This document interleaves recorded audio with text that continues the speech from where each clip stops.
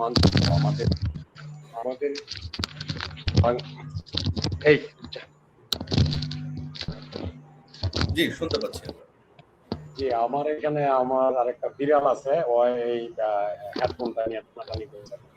তাহলে কি বিড়ালটা দেখে নিব আমরা? আমরা কি বিড়ালটাও দেখে নিব? ও তো কিউট বিড়াল।